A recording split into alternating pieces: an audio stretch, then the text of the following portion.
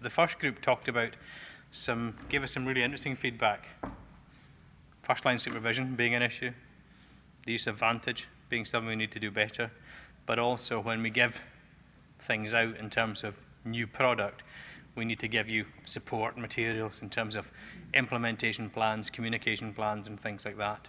So rather than just giving you a piece of guidance, we need to give you all the emails or standard comms pack and things that goes with it, so that we actually do a bit more than just, fire and forget. So there's things that they're kind of saying that we need to do better. There's one or two other things that are slightly more painful that I've got to take a little bit more time over to, and I'm slightly resistive to those at the moment. I'm not quite as responsive as I should be, but no, certainly, what we want to use this time is just to give you the opportunity to feed us, sort of feed the beast and give us a sense of what we should be doing next. So Martin talked about this earlier.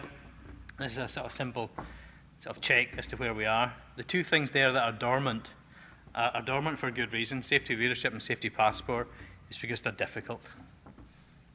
Difficult to get industry to agree on a standard framework or language for safety leadership, because we all see leadership as quite different. We think it has material benefit, but how do you park all the good work you've done to date on leadership and comply in a single space? How do we get to that point? So we think it's very difficult, very challenging, not impossible, but something we kind of would like to explore. And also passport. Safety passport is Vantage, fundamentally. How do we use it to better effect? It's the best tool industry has. It's been around for a long time, but we don't use its full potential. How do we populate it with all the things that we need to do? So if you think about Vantage as a competence system, if company A measures somebody as being competent and he or she transfers jobs, are you really, really going to be able to accept somebody else's assessment of competence? Are you really in that space to go, I now own the risk, and I believe that your assessor assessed Jimmy or Jane to the very best of their ability, and therefore there is no risk in that person? So it's a challenge for us, and kind of have to think about what do we need to do in kind of these spaces. So come back to the model, and just to kind of give you a run through what we're trying to achieve. What we want is the onshore workforce, those that in effect create the risk, for our offshore workforce to be involved in the implementation and embedding and feed forward of the safety improvement stuff. So we talk a lot about making the offshore workforce safer. And we give them more and more things to do and more cards in their pocket, and and yet another initiative to do. And when they leave the T-Shack in the morning and say, don't get hurt today, well, nobody's leaving the T-Shack with the intention of getting hurt. That's just not in their makeup. But what we need to do is, how are we helping them, and from an onshore, or how the onshore population helping them to be more effective in that space. So building from an onshore to an offshore world, going up through the kind of the value chain in terms of who, in terms of population, and there's circa 200,000 people, directly connected to let's say the industry kind of in and around sort of Aberdeen and Scotland. So it's that kind of sense of, that's the kind of population that in kind of LinkedIn terms are kind of number one in your network in offshore oil and gas. You've then got the offshore population, which is circa 25,000, 26,000 core, and 60,000 travelling to and from in any given year. So that's the sort of, you're looking at a population total of about 230,000 that's kind of directly engaged in managing major accident hazard risk or working in that space. So that's what we're trying to iterate down to. What does good look like, and what can we do? Now, we'll never get 240 or 30,000 people to agree. That's impossible. It'd be unlikely if we get kind of what we got here, let's say 50 people to agree. So to try and do it at an industry level for that number is very challenging. But it is picking up one or two things that we can go, that's what good looks like, and passing it back. Running it up through the selection process and criteria so that it gets picked as a priority issue, gets worked on. And if you go back to what I said earlier, the key in a learning culture is leadership commitment, and that's the Step Change leadership team. So they support the need for learning, they support the need for improvement. That's linked both to the regulators and the unions, so you've got that potential for learning culture and embedding and going forward. So this is kind of our version of the process that I pictured earlier. You then run that back up. So if it gets selected, prioritized, and put resources, time, money, and actually people involved in it, it comes back up, impacts both the onshore and the offshore workforce. So if we get it right, what you do here has a direct impact on what we'll do in the next year, 3 years, or 5 years.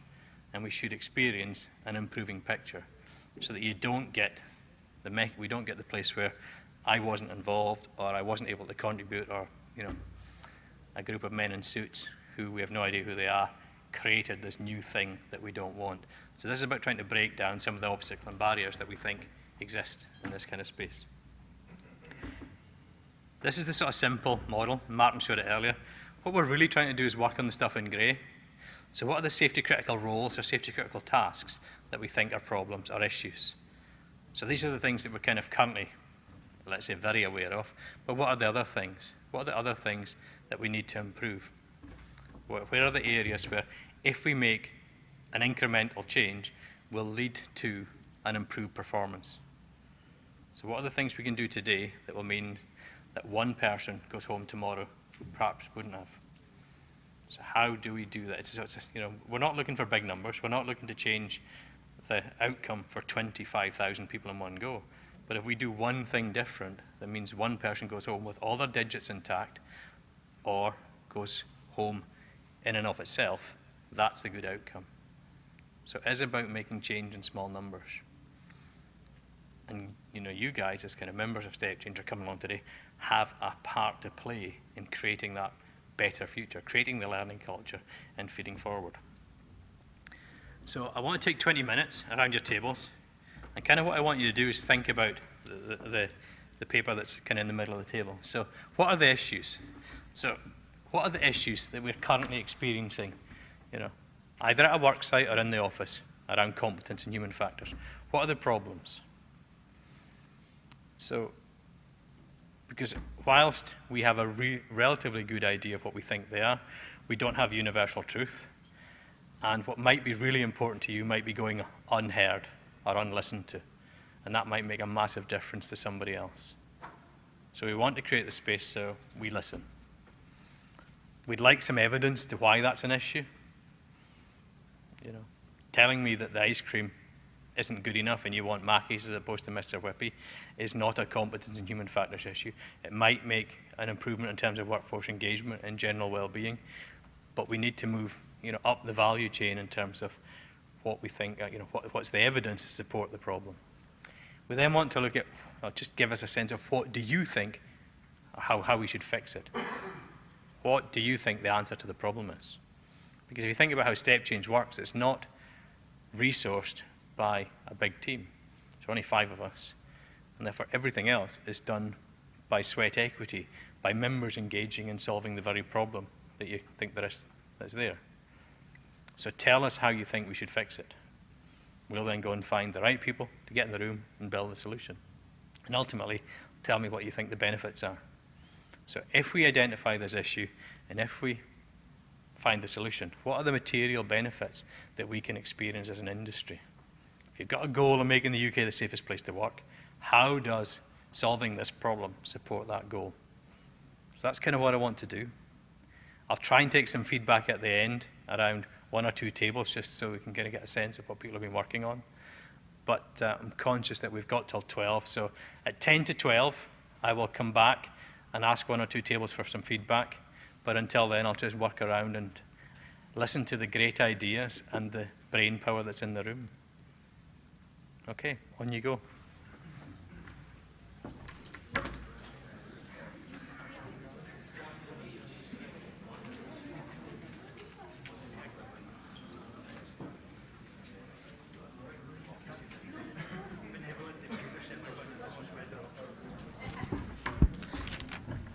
Right, folks.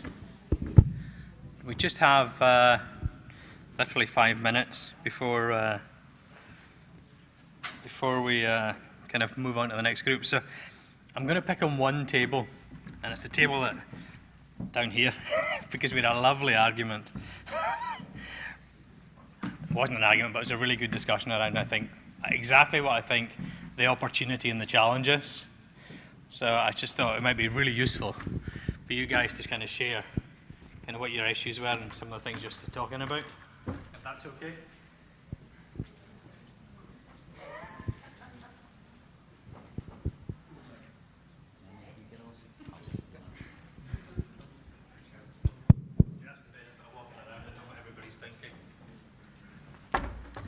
So, tell us. Yes, Share with us what one of the issues. One of our issues was the different standards with regard to the lifting, which you identified on the board. Specifically, you have various companies delivering to various different things. Opito deliver to one standard. You have another company, which is North Sea Lifting, which they deliver to another. We could sit here and argue all day about which is better, but the point is that we raised they are different. So I'll put that back to you, Liz. There's actually a third one as well, because we have an ECITB, moving loads, National Vocational Qualification. So we have 3 different qualifications in the lifting space. Now, we have one industry standard setting body, and that's called Opito. And if you go back to what I said earlier, if Opito standard is not right, then change it. It's your standard. Opito are the custodians of the industry standards. It's their job to write standards that work for us. And if it's not what we think is the very best practice, get involved, get engaged, and change it. Now that sounds really simple, but we've done it with MIST and we've done it with other things. The industry work group for lifting is ongoing right now. And there is still time, theoretically, to change that.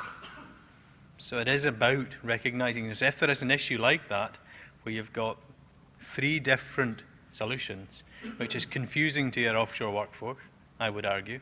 If you go and look at a rigger on LinkedIn, if you want to know what a rigger is in this industry, it's stage 3 NVQ rigger. His qualifications come before his job title now, because that's how we recruit them. And we'll spend more time recruiting riggers than we will project managers. And I can say that from good experience, having done it in a previous life.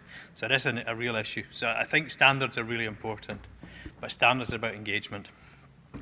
Some of the other things that came up, just a bit of feedback from around the table. Safety reps, how we make them more effective, how they become more engaged, how they're more accountable. What do we do in that space? Are we using the safety reps to best effort? Safety passport came up again around some competence. There's some discussion about nationalities and culture. So when we're dealing with, people coming in from other parts of the world, or, how do we manage that? Third-party competence. Too big. This table here was talking about human factors just being too big. Human factors is a bit like trying to eat the elephant in one bite. So how do you break it down, chunk it, and use it that kind of way?